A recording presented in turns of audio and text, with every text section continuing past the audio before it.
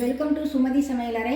இன்றைக்கி என்னோடய சமையலில் நீங்கள் பார்க்க போகிறது தாபா ஸ்டைல் கடாய் பன்னீர் தான் பார்க்க போகிறீங்க. அது எப்படி செய்கிறதுன்னு பார்க்கலாம் வாங்க. நான் 200 கிராம் பன்னீர் எடுத்து கட் பண்ணி வச்சுருக்கேன். இது கடாய் பன்னீருக்கு கடாய் மசாலா ஒன்று ரெடி பண்ணணும். அது வறுத்து அரைச்சிடலாம். நாங்கள்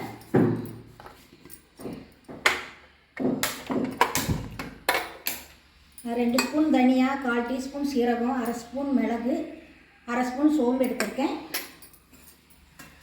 கூடவே கொஞ்சம் கருவேப்பிலை, காரத்துக்கு காஷ்மீர் சில்லி எடுத்திருக்கேன்.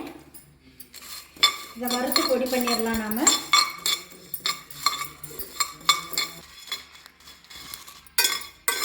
மசாலாலாம் நல்லா வறுபட்டுருச்சு பாருங்கள். நான் அடுப்பு ஆஃப் பண்ணிடுறேன். இல்லை ஆறுனதுக்கப்புறம் பொடி பண்ணிட்டு வந்துட்டு கடாய் பன்னீர் எப்படி பண்ணுறதுங்கிறத பார்க்கலாம். நம்ம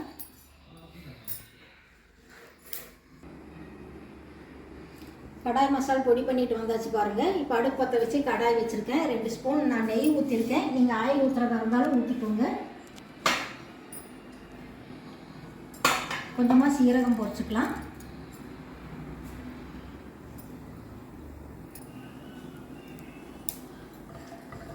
சீரகம் நல்லா பொரிஞ்சிருச்சு பாருங்கள். இப்போ நம்ம பன்னீரை சேர்த்துடலாம்.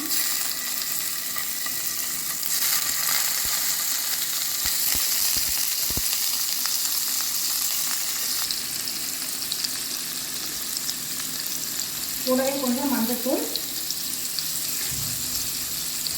மிளகாத்தூள், கொஞ்சம் கடாய் மசாலா கொஞ்சம் சேர்த்துக்கோங்க.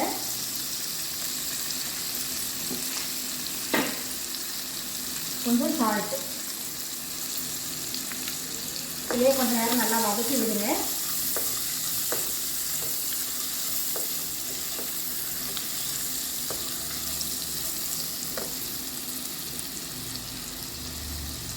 கூடவே கட் பண்ணி வச்சுருக்கிற கேப்சிகம் ஒன்று,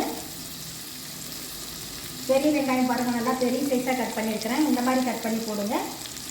அதையும் சேர்த்துடலாம். இது எல்லாமே சேர்த்து கீழே கொஞ்சம் நேரம் நல்லா வதக்கி விடுங்க. ஒரு 2 நிமிஷம் நல்லா வதக்கி வரட்டும்.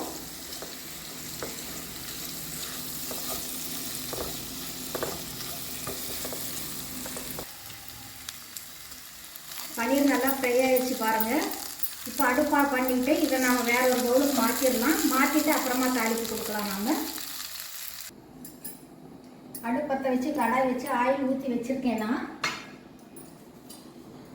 கொஞ்சம் கடுகு தாளிச்சுக்கலாம்.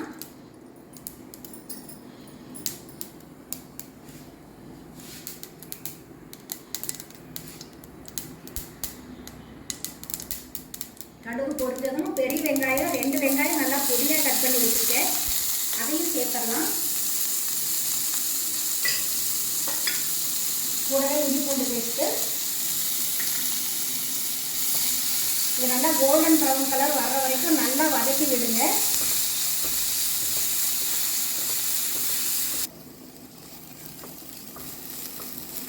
ஆனியன் நல்லா வதங்கிடுச்சு பாருங்கள். கூடவே கொஞ்சம் கருவேப்பிலை, ஒரு பச்சை மிளகாய் கட் பண்ணி வச்சுருக்கிறேன். அதையும் சேர்த்துடலாம்.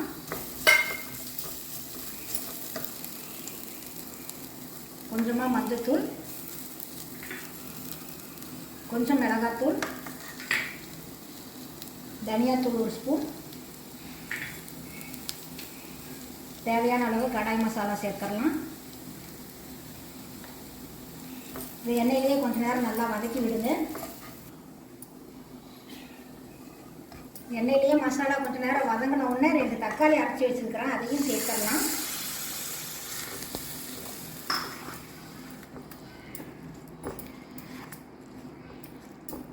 இந்த மசாலாலாம் கொஞ்சம் நேரம் நல்லா வெந்து வரட்டும்.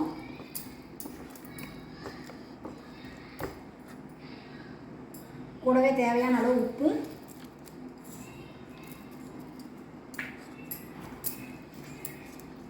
மசாலா நல்லா வெந்து வரட்டுங்க. அப்புறமா தண்ணி சேர்த்துடலாம்.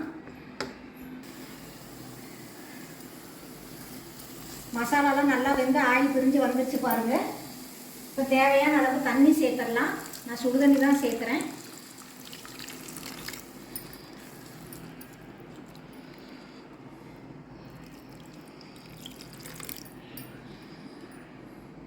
இந்த ஸ்டேஜில் உப்பு காரமெல்லாம் செக் பண்ணி பார்த்துக்கோங்க. இந்த கிரேவி கொஞ்சம் திக்னஸாக வரட்டும், அப்புறமா நம்ம பன்னீரை சேர்த்துடலாம்.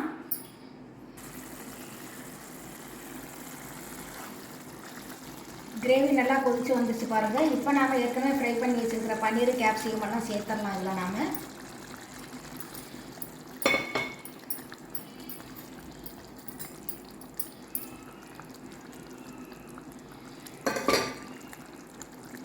கொஞ்சமாக மேலோட கொஞ்சமாக லெமன் ஜூஸ் புரிஞ்சுக்கோங்க.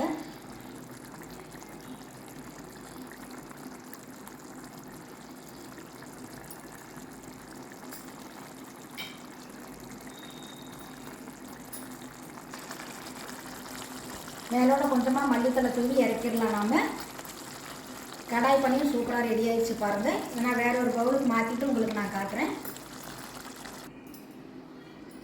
தாபா ஸ்டைல் கடாய் பன்னீர் சூப்பராக ரெடி ஆகிடுச்சு பாருங்கள். நீங்களும் இதே மாதிரி ட்ரை பண்ணி பாருங்கள். சப்பாத்திக்கு தொட்டு சாப்பிட சூப்பராக இருக்கும். இந்த வீடியோ உங்களுக்கு பிடிச்சிருந்ததுன்னா லைக் பண்ணுங்கள், கமெண்ட்ஸ் பண்ணுங்கள், சப்ஸ்கிரைப் பண்ணி விடுங்க. உங்களை நான் மறுபடியும் அடுத்த வீடியோவில் சந்திக்கிறேன். தேங்க்யூ.